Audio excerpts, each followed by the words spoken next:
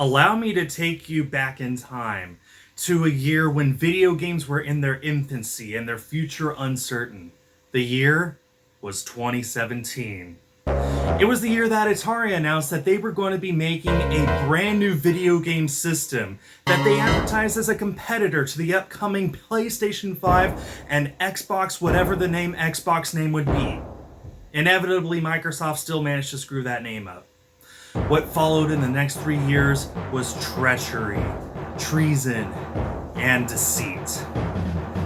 Because what they first announced as the Ataribox became the Atari VCS, which finally arrived. So the reason that I got this is because I actually backed the Indiegogo campaign 3 years ago. As hard as that is to believe, I actually paid for this 3 freaking years ago. And during that time, I was really optimistic for the Ataribox. I even made a video about it, which you guys might remember. I was really looking forward to it and really thought that it would be a game changer and a competitor in the video game market. And what it eventually turned into, whatever's in this, is it's basically a console app store. I don't know how else to describe it. But hey, you know what? It's here now, finally in my hands. So let's go ahead and open it up and see what it looks like.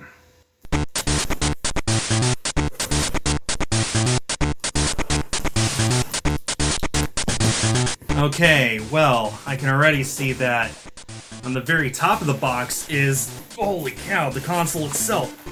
Wow, that's a little heavy. A little heavier than I expected. Okay, there it is. It's still shrink wrapped. It looks like there's absolutely nothing else in here.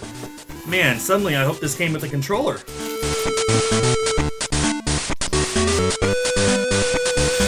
Okay, it's out of the shrink wrap.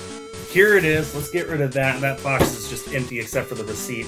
So yeah, here we go. The Atari VCS, the video computer system. That was what the original Atari 2600 was called before it got the 2600 name, the Atari Video Computer System. So this is not to be confused with the Atari VCS that is 45 years old at this point. Okay, let's take a look at this box. Okay, well, first thing you'll notice is that it is capable of 4K output, HDMI, and it has built-in Wi-Fi, which is stuff that you would probably expect from stuff these days, but, you know, you can't take it for granted either. This is the black Onyx system. This was the one that I chose when I backed the campaign on Indiegogo. I just really love the black look of this. It's a nice, sleek contrast to my original 2600 that I own. We got all the specs down here. It uses an AMD Ryzen processor, customizable experience that you can add or subtract scan lines and bezel art and stuff like that. Compatible with most PC peripherals, so it can use PC monitors, it can use keyboards and mice for a bunch of its stuff. Yeah, so you can see all the specs there if you want to just pause the video and look at it. Yeah, pretty cool. It is worth noting that this does only have 32 gigabytes of internal storage. So if you plan on putting a ton of stuff in this, then you might want to consider updating the storage either internally or externally. So just keep that in mind. Anyway, so this is what the back looks like. It looks pretty nice. Yeah. Okay, well, enough of that. Let's get it out of its protective sleeve and get into the console itself. Now, when's the last time you ever saw a console that basically was held in with a sleeve and had just a brown box underneath? I can't remember the last time I've ever seen a high-end piece of hardware like this. Whew. Oh, but that looks nice nonetheless. You could say what you want about the Atari VCS system, but man, that looks really slick. Allow me to take this out. Oh, I won't lie, that does look nice. I hope that even the biggest detractors of the Atari VCS are able to look at this and say that it is a really sleek-looking machine. It looks like if the Atari 2600 had been released in the present day. It's really nice. It's got a USB, it looks like 3.0 ports on the front. Those might be 3.1. It's got a few USB ports on the back. It's got HDMI, Ethernet, a plug for AC, and the power is on the back? I might be in trouble. It didn't come with a controller. Are you kidding me? Well, it does come with this HDMI cable. Looks right. Don't know what kind of version that is, but it's probably just a 2.0 cable. It has the power cord and the power brick that plugs into the VCS. And yeah, that's it. No controller. No controller! Okay, well, I really hope that I'm able to connect a PlayStation or an Xbox controller to this. Because, oh man, that really sucks. That actually really sucks. Well, now that we've seen what the Atari looks like, let me go ahead and plug it in, see if I can't sync a controller to this, and give you guys the full demo of what it looks like and all that stuff. Alright, I have the Atari VCS all hooked up, ready to power on. I did some research and apparently it does support controllers, including the Xbox controller, which is what I'm going to use. However, it looks like it might have some trouble connecting with Bluetooth to them before firmware updates, so I'm just going to plug it straight into the console for now. I have all my recording stuff set up. Let's go ahead and power it on. Is it over here? Oh, it's over here, right. Oh, I just felt the controller vibrate, and that button did just come on. And now I'm just waiting for a picture to come up on screen. There we go. There's the Atari logo. It's not bad. I mean, it's the Atari logo. What would you expect?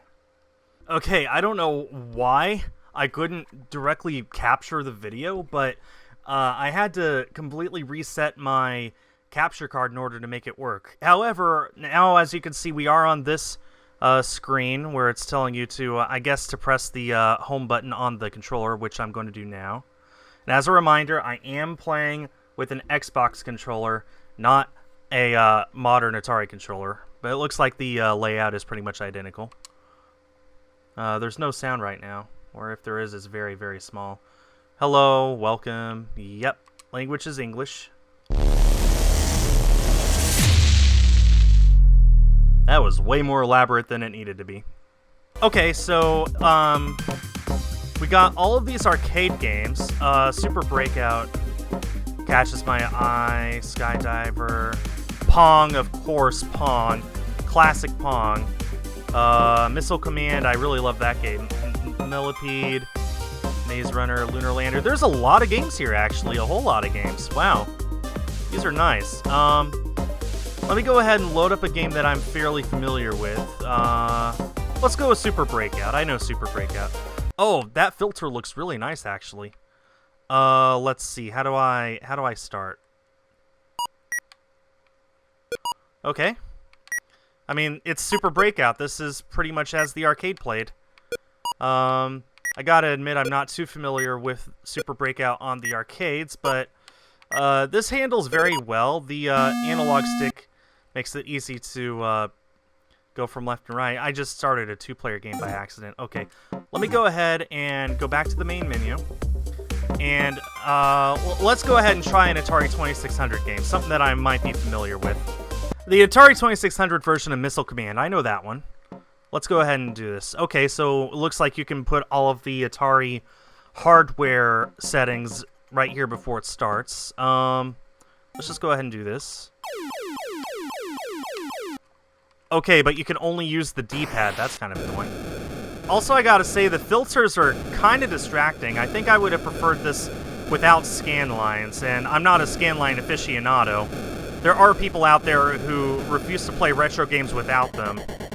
Let's go ahead and check out the options. Hold on. How about options there? Display, arcade bezel art, that's not bad. We could turn off scan lines right there. Okay. Let's do that and see see if it plays any better. Okay, and it just loaded back in. Okay, so that was a save state. And now look at how nice and crisp those graphics look. Let's play another round. Oh man, yeah, this is much better for me. The scan lines just make the image look so much blurrier. Okay, I went ahead and downloaded some games from the store. These are just some free things that you can pick up right now. And I actually started playing Missile Command Recharged and decided that it was good enough to include here at the end of the video as an example of some of the new games that you can play on the Atari VCS. So you saw me play Missile Command on the 2600 earlier. This is pretty much just an updated version of that with fancy graphics and a lot of flashing, and it's really, really cool, I think. So yeah, I mean, you can already see how much nicer the graphics look. This is obviously very stylized, very animated, but man, it looks nice. And let me tell you, it's not any easier than the 2600 version. This is definitely about the hard difficulty that the arcade version is. But man, this is a whole lot of fun, and I just thought that I'd show this off to you guys again, just as an example of the kind of games, the kind of modern games you can expect to see on the VCS. And I get the feeling I'm going to be playing this a lot in the future. Might even, yeah, this is really nice.